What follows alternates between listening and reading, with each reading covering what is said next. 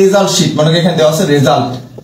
অনেকে এই জায়গাটা লিখতে অনেকে ভুল করো, ক্যাপশন কোন জায়গায় দিব, উপরে দিব না নিচে দিব। তাহলে এই ক্ষেত্রে এটার ঘ নাম্বার आंसर যখন আমরা করব তাহলে HTML দিয়ে শুরু করলাম, HTML তারপর কি দিব বডি। এই বডির নিচেই তুমি কি দিয়ে দিবা বলো তো, ক্যাপশন দিয়ে দিবা, বুঝছো? বডির নিচে ক্যাপশন দিয়ে দিব, কারণ কি টেবিলের উপরে ক্যাপশন আছে, ক্যাপশনটা এখানে দেওয়াটাই বেটার। তাহলে রেজাল্টকে কি আকারে দিলাম, ক্যাপশন আকারে দিলাম, ক্যাপশন ট্যাগ ক্লোজ। এরপর আমরা কি নিব, একটা টেবিল বর্ডার, একটা টেবিল তৈরি করার জন্য টেবিল কি নিব, টেবিলের বর্ডার নিব। টেবিলের বর্ডার সবসময় কি হয়, 1 হয়। টেবিলের বর্ডার 1 হয়, কারণ কি একটা টেবিলের বর্ডারই থাকে, দুইটা নেই কিন্তু একটা টেবিলের বর্ডার, বুঝছো? এখন এই জায়গাতে একটা কথা আছে, বুঝছো? এই টেবিলটা তো এরকম আছে, হ্যাঁ, যদি পরীক্ষায় এইরকম আসতো, মনে করো এই পুরোটাই এখানে এইভাবে আছে পরীক্ষায়, সাপোজ ধরো তোমাদেরকে একটু চেঞ্জ করে দিলাম, পরীক্ষায় যদি এইভাবে থাকে 1 বা এ দেওয়া আছে, মনে করো এ দেওয়া আছে, দিয়ে মনে করো এখানে দেওয়া আছে a square plus b square, আর এখানে b দেওয়া আছে, b দিয়ে দেওয়া আছে মনে করো h2o। পরীক্ষায় যদি এইরকম থাকে তখন তোমার কনফিউশন ঢুকে যাবে। পরীক্ষা এটা তুমি কিভাবে করবা, দেখো একটু চেঞ্জ করে দিয়েছি, জাস্ট একটু বোঝো। একটা টেবিলের মাঝখানে বক্স আকার ছিল, ডাজন্ট ম্যাটার, বাট এই জায়গাতে যদি a দেওয়া আছে, b দেওয়া আছে, a square plus b square, আর একটা দেওয়া আছে h2o। এই ধরনের HTML কোড বা এই ধরনের টেবিল ট্যাগ কিভাবে সলভ করবা, এই ধরনের টেবিল ট্যাগ সলভ করার ক্ষেত্রে দেখো পুরোটাই একটা রো। যখন তোমার এটা দেখো এই দুইটা কি আকার আছে, এই দুইটা অর্ডার লিস্ট আকার আছে, একটা রো কিন্তু একটাই অর্ডার লিস্ট আকার আছে, তাহলে এটা ওয়েল টাইপের এ আসবে, তাই না? এবার এ স্কয়ার এখানে সুব ট্যাগ, আর এখানে কি সাব ট্যাগ, সুপার স্ক্রিপ্ট, আর এখানে সাব স্ক্রিপ্ট ব্যবহার করতে হবে একটা রোর মধ্যে। আর ফাঁকা ঘরে তোমাকে কি করতে হবে, একটা ছবি যুক্ত করতে হবে, এই যে 200 100, বুঝছো? তার মানে এখানে একটা রো, দুইটা রো, তিনটা রো, এভাবে তোমাকে সলভ করতে হবে। তাহলে আমরা টেবিল বর্ডার দিলাম, ক্যাপশন সবকিছু ঠিক আছে, ওকে। এরপর আমরা কি নিব, টিআর। অনেকে দেখো লেখাগুলো মাঝে আছে, তো মাঝের ক্ষেত্রে তুমি এই জায়গাতে টিআর কি ব্যবহার করতে পারো, অনেক সময় থাকে টিআর লেখাগুলো মাঝখানে দেখো, তো মাঝে দেখানোর ক্ষেত্রে অ্যালাইন ব্যবহার করতে হয়। টিআর অ্যালাইন কি ব্যবহার করবা, সেন্টার, মানে লেখাগুলো কোথায় আছে, সব লেখাগুলো এই টিআর এর মানে সব লেখাগুলো মাঝে আছে। মনে করো একটা লেখা এই জায়গাতে, মনে করো একটা টেবিল, একটা লেখা এখানে এবিসি, কোথায় লেফটে, আর একটা লেখা যদি এবিসি এখানে থাকতো তাহলে এটা রাইটে, আর একটা লেখা মনে করো এবিসি ছবিটা আছে মাঝখানে, তাহলে তুমি কি দিবা, টিআর অ্যালাইন সেন্টার। যদি মানে বামে থাকতো তাহলে লেফট, বামে থাকলে কি দিতা, লেফট দিতা, আর ডানে থাকলে রাইট। তার মানে টেবিল রোর লেখা কোথায় থাকবে এটা কি দেখাবে, অ্যালাইনমেন্ট দেখাবে। টিআর অ্যালাইন কি দিলাম, সেন্টার দিলাম, মানে সব লেখা মাঝখানে একটা রো তৈরি হলো। এখন এই রোর মাঝখানে কি আছে বলতো, একটা রো। এই জায়গাতে এখন কি আছে বলতো, অর্ডার লিস্ট আছে। কার মধ্যে আছে এটা দেখো সবগুলো তথ্য আকারে আছে, সুতরাং আমরা টিডি দিব। কি দিব আমরা, টিডি। কিন্তু টিডি দেওয়ার আগে দেখো এখান থেকে একটা ঘর উঠতেছিল না, দেখো এখান থেকে একটা ঘর, তার মানে এইটা কিন্তু এটা এই পর্যন্ত আসতো, এই পর্যন্ত, সুতরাং এটা কি আকার আছে, কলাম। যদি নিচ থেকে উপরে যায় তাহলে কোল স্প্যান, অনেকে এটা ধরতে পারো না, মনে করো শুধু এটাই কোল স্প্যান, মানে একটা দুইটা তিনটা, এটা তিনটা কলাম নিয়ে আসে না, এইটাও দুইটা কলাম নিয়ে আসে একসাথে। দেখো এই সাথে একটা কিন্তু ঘর এখানে উঠে গেছে, বাট এখানে ওঠেনি, এখান থেকে একটা ওঠার কথা ছিল। এই জন্য টিডি কি দিতে হবে এখানে বলতো, টিডি তোমাকে কোল স্প্যান দিতে হবে। কোল স্প্যান মানে কলাম, কয়টা কলাম নিয়েছে, কোল স্প্যান 2, দুইটা কলাম নিয়েছে, টিডির ঘর দুইটা কলাম দিলাম, ওকে। এরপর জায়গা থাকলে তুমি লিখবে না বা নিচে চলে যাবে। আসার পরে এই জায়গাতে তোমাকে এখন কি ব্যবহার করতে হবে, ওএল টাইপ। এটা টিডি দুইটা কলাম, মানে ঘর একটা নিয়ে ফেলছি, এবার ঘরের তুমি কাজ করো, ঘরের যত কাজ এই টিডির মধ্যে করো, তারপর সবার শেষে তোমাকে টিডি ক্লোজ করতে হবে। এবার টিডির ঘরে কি কি কাজ আছে, তাহলে টিডি ওএল টাইপ, টিডির মধ্যে প্রথমে ওএল টাইপ আছে, টাইপ ইজ ইকুয়াল টু কি, এ। দেখো এটা ওএল টাইপ, অর্ডার লিস্টের টাইপ এ, তাই না? এবার দেখো অর্ডার লিস্টের টাইপ এ যদি হয় তাহলে প্রথমে লিস্ট টাইপ ব্যবহার করো। প্রথমে কি ব্যবহার করবো, লিস্ট টাইপ। লিস্ট টাইপের এর আন্ডার কি আছে, এর উপরে স্কয়ার আছে, তাহলে স্কয়ার তো এমনি আসে না, এখানে কি ব্যবহার করতে হবে, সুব ট্যাগ। উপরের লেখাকে উপরে দেখানোর জন্য মাথায় রাখবা টু, এই টু যদি উপরে থাকে এর জন্য কি, দেখো এ লিখলাম, টু উপরে আছে এই জন্য সুব ট্যাগ, তারপর টু, তারপর এ ক্লোজ, তারপরে প্লাস দিলাম, তারপরে বি। এবার দেখো বির উপরে স্কয়ারটা উপরে আছে এই জন্য সুব, এসইউপি উপরে দেখানোর জন্য সুব, তারপর টু লিখলাম, কে উপরে আছে, টু আছে, তারপরে সুব ক্লোজ। আমার কথা কি বুঝতেছো? তাহলে দেখো এটার কাজ শেষ। এবার আমরা কি ক্লোজ করে দিবা, এই লিস্ট একটা, এখানে জায়গা থাকলে এখানে আমরা লিস্ট ক্লোজ করে দিলাম, বুঝছো? মনে করো এখানে জায়গা, ওকে।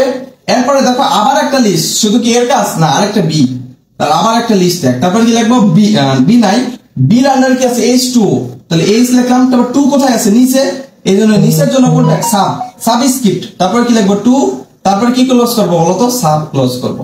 আমার কথা কি বুঝছো? এরপরে লিখবো ও, তারপর কি ক্লোজ করবো, যেহেতু এটার কাজ শেষ এই লিস্ট ক্লোজ করে দিলাম। বুঝছো? এগুলো কার আন্ডারে ছিল? এটা হলো অর্ডার লিস্টের আন্ডারে ছিল, এই জন্য ওয়েল কি করে দিলাম, ক্লোজ করে দিলাম। এই সবগুলো কাজ কার মধ্যে হলো বলতো? এই টিডির মধ্যে হলো। কার মধ্যে হলো?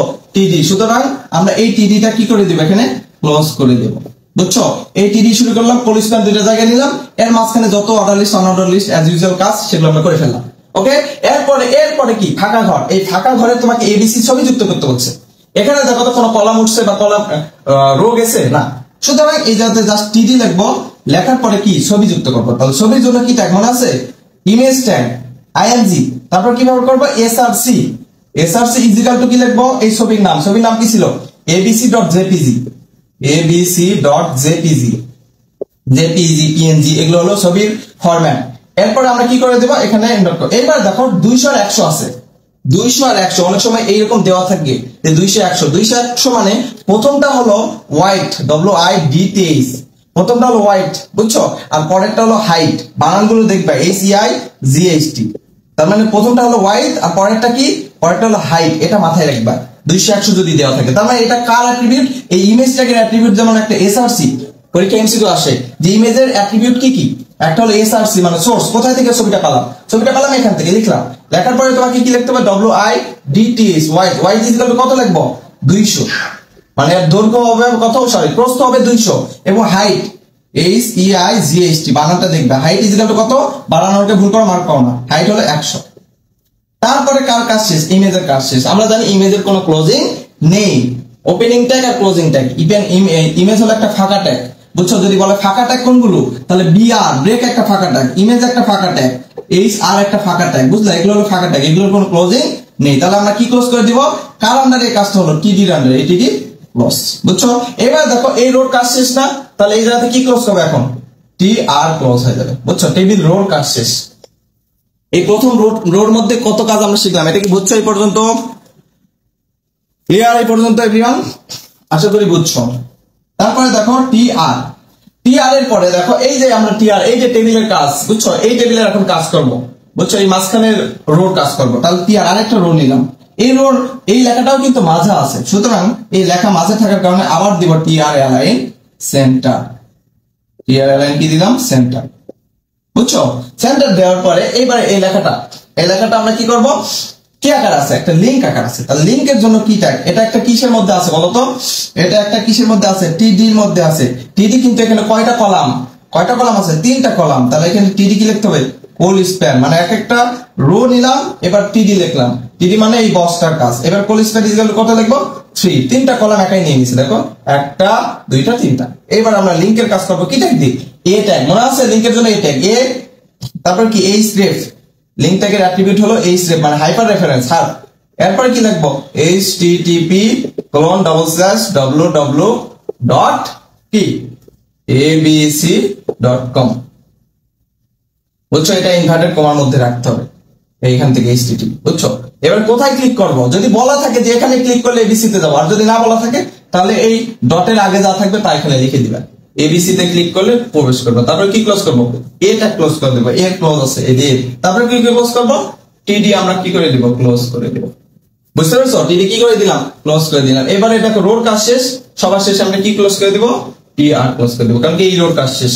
এবার সবার শেষেরটা এত সহজ আছে, জাস্ট টিআর নিলাম, নিয়ে সব লেখাগুলো যদি মাঝে থাকে। এখন দেখো এই লেখাগুলো মনে করি এফজি, তাহলে এফ মনে করি এখানে আছে, জি এখানে আছে, আর এইচ এখানে আছে, মনে করি সব বামে আছে। তাহলে কি করবা? টিআর অ্যালাইন যদি এরকম দেখো আর কি, টিআর অ্যালাইন কি দিবা? লেফট দিবা। মানে এই টিআর এর যত লেখা সব বাম থেকে শুরু হয়েছে। কি থেকে শুরু হয়েছে? বাম থেকে শুরু হয়েছে। আবার পরীক্ষায় আরো একটা কথা বলে দিই, মনে করো এই এফ কোথায় আছে? এফ আর মনে করো এই জি, এফ আর জি মনে করো কোথায় আছে?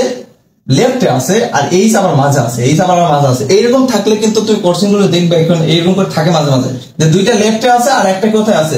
মাঝে আছে, আর একটা আবার ডানে আছে। এরকম যদি থাকে তখন কিন্তু তুমি টিআর অ্যালাইন সেন্টার লিখতে পারবে না। তখন তুমি টিআর অ্যালাইন সেন্টার, কারণ কি সব লেখা তো মাঝে নেই, এই রোড সব লেখা মাঝে নেই, জাস্ট এই দুইটা মাঝে আছে। তার মানে তোমাকে কি টিআর দিয়ে শুরু করবা, তারপর টিডি লিখবা, টিডি অ্যালাইন কি দিবা? লেফট মানে বামে। বুঝছো? আলাদা আলাদা করে লিখতে হবে। কোন লেখাটা বামে আছে? এফ। তারপর আবার টিডি ক্লোজ, আবার টিডি লিখতে হবে, টিডি আবার লিখতে হবে অ্যালাইন কি লিখবো লেফট। এবার যদি এই জি মনে করো ডানে আছে তাহলে কি লিখবা এখানে রাইট, এখানে কি লিখবা রাইট, বুঝছো? আবার তোমাকে টিডি লিখতে হবে। আচ্ছা আচ্ছা, এখানে মূল কথা, এখানে টিডি অ্যালাইন রাইট লিখলাম, লেখার পরে এখানে জি লিখতে হবে, কে আছে সেটাই যদি না লিখতে জানতে হবে না। তারপরে আবার টিডি লিখবো, বুঝছো? আবার টিডি লিখবো, লেখার পর এইচ কোথায় আছে মাঝে আছে, তারপরে অ্যালাইন, অ্যালাইন কোথায় থাকবে মাঝে, মাঝে ইংরেজি কি সেন্টার, এসিএনটি সেন্টার, বুঝছো? তাহলে কে আছে, কে আছে এইচ আছে, তারপর কি করবো টিডি ক্লোজ করবো। আশা করি বুঝতে পেরেছো। দেখো একটার দিয়ে আমরা সব টেবিলের যত কাজ সব শিখে ফেললাম।